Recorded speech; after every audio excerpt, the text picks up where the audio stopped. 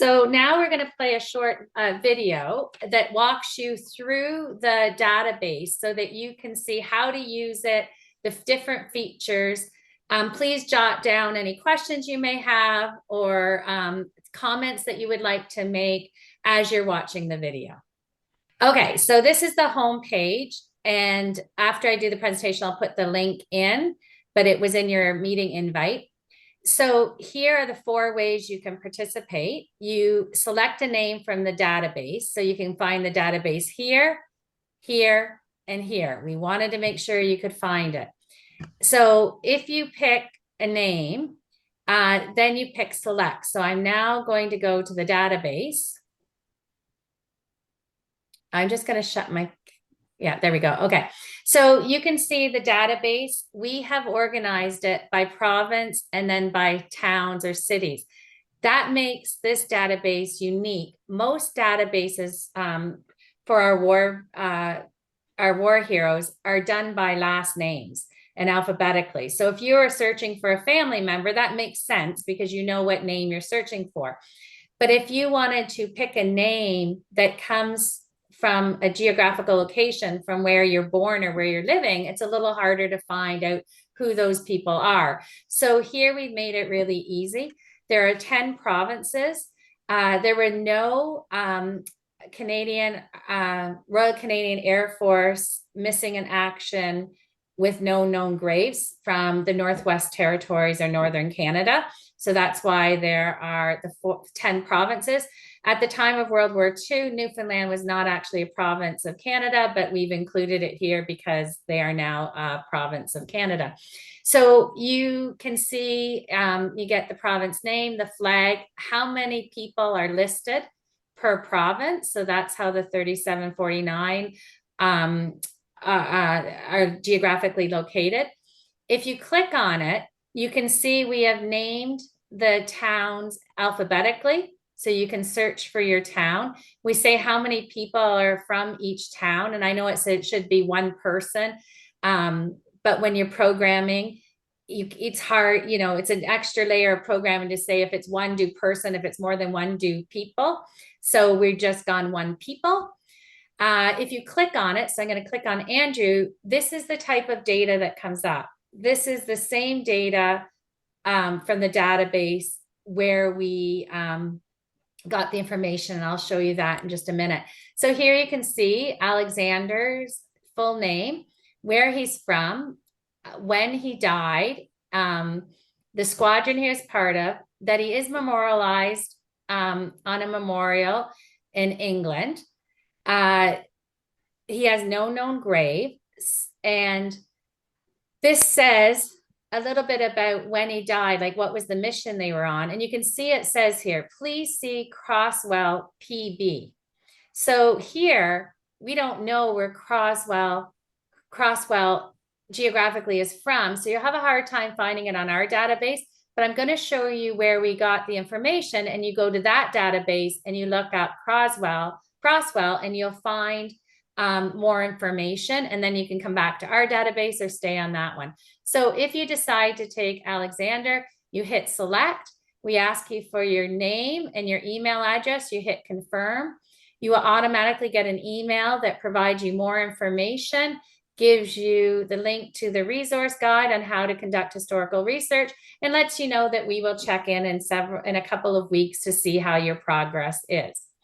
So if we go back to cities, oh, and I forgot, we added this. Josh is amazing. I'll say, oh, Josh, I can't do this. And he'll say, well, Kim, I'll make it so. So you can actually type in the name of your town here, and that could find it. I just scroll alphabetically. So we go back to provinces, and you can see here, it says the available names, and then our counter says 3 are out. So I know that 3 people have chosen a name. And then when the stories are complete, our counter will tell us how many are complete. So you may be wondering, how did we get all this data? Because we did not create it. So if you go to the About page, it tells you a little bit about Josh and I, but it also tells you where we got the data from for the database.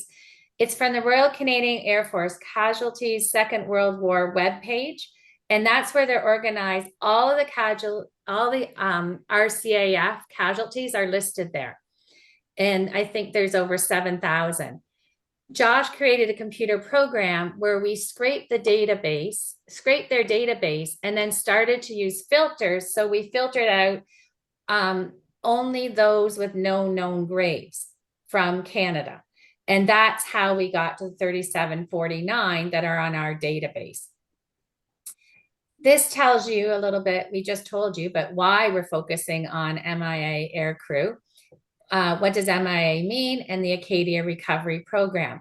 So if we go back to the home page, you can see, you can select a name. Now you're going to conduct research. We have written a research guide that you can click on here, or it's up here in the top menu. I'll show that in a minute. So you use that. It's a step process. It provides publicly available links in order to conduct historical research. Then you write the report. At the end of the guide, we offer some suggestions of sections for the report. And then when you're ready to submit your report, you come back to our homepage and you click here, and it takes you to an email, and you can upload a Word document, and we will verify the information, write a summary, send it back to you with your permission to post on our website, and we will post under completed stories. So right now our completed stories are empty, but we hope in the coming weeks that we'll be posting some stories. I just want to show you the guide that we wrote. Tell me if you can see it. Nod your head, Aaron, if you can see it. Yep, wonderful. So this guide tells you how to use it. It's a standalone. You can use this to recruit other people to help you. We're trying to promote that, 2 or 3 people pick a name, but you only register it once, and you work as a group in conducting the historical research and writing the report and submitting to us. The first thing we want to emphasize when you conduct historical research is keep a personal research journal. You will come across a lot of information, and some of it you may not think is relevant, and then later on understand that it was relevant. So you need to keep a digital copy or a pen to paper copy of what you did, what you found, and what are your thoughts or ideas for next steps as you're conducting the research. This is the step process I was telling you about. Of course, the first step is start with our database. Then we have consult with the Canadian Virtual War Memorial, access service files, explore the Commonwealth War Graves Commission. And each section tells you what you will find, what you should find there. And then we have other utilized additional resources. And I will add 625 Squadron. It's in the chat box. Thank you, Philippe, for joining us today. His group has spent a lot of time doing a digital memorial for World War II folks as well. So you can click on these. All the links are live, takes you to where you need to go. The last part of this guide is how to write a report. We've offered the general section headings that are to be used. So this is where that journal becomes really important, because you collect all this information, you're just writing it down as you find it.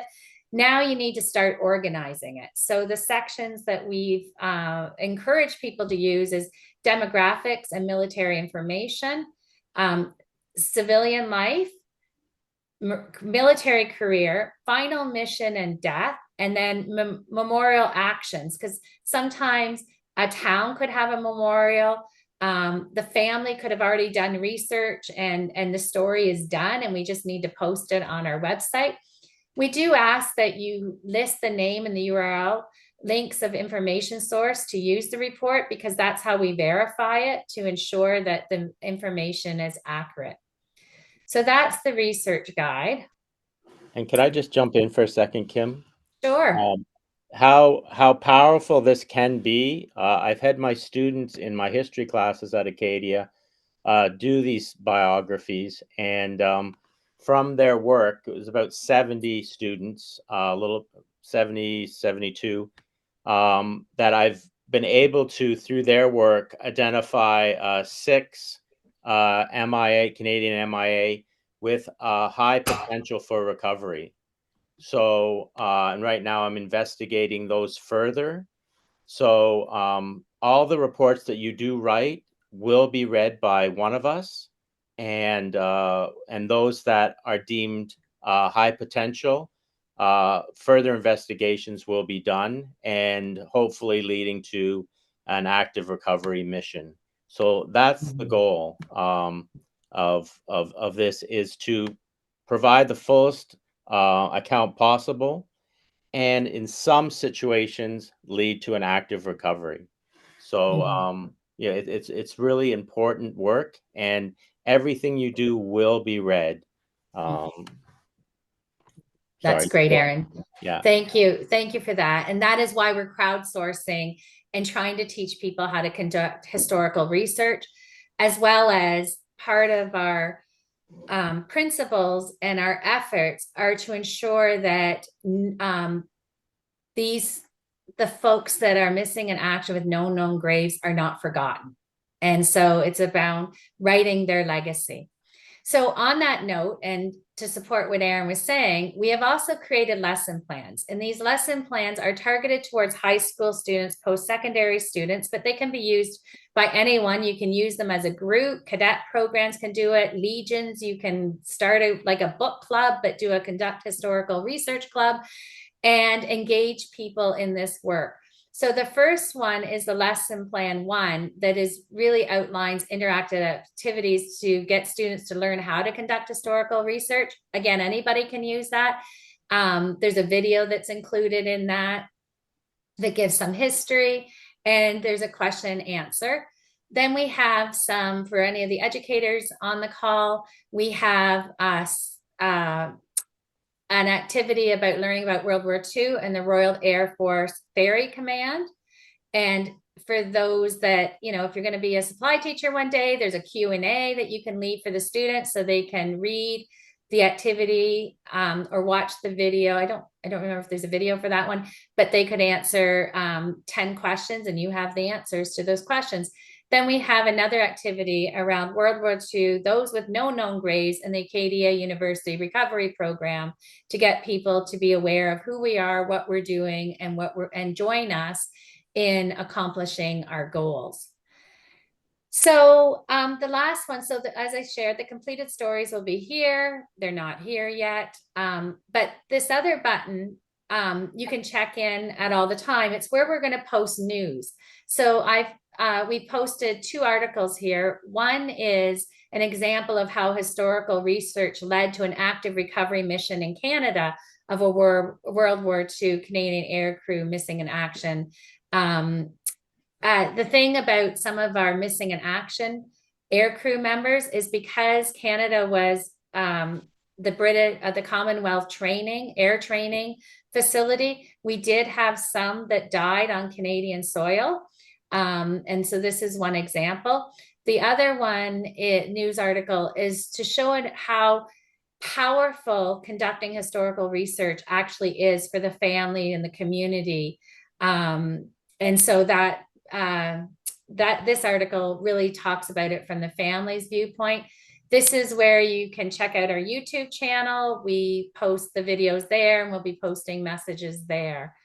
So this is, showing you how to get to the database. The most important page, of course, is the home page. Join us, select a name, research, rate, and submit a report.